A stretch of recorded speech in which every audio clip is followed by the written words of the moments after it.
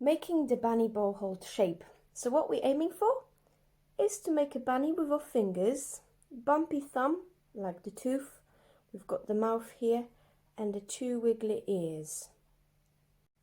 Magic hands, let's make a bunny with both hands. Do we have bumpy thumbs? Are they nice and round?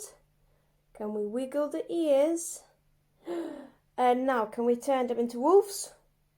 So straight fingers, very straight ears, back to bunny, nice and round.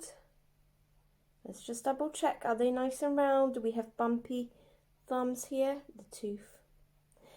And let's make them disappear. To play the violin, apart from our bunnies, we also need jelly fingers. So can we make jellyfish fingers, nice and soft, so that later when we can play with a lot of ease.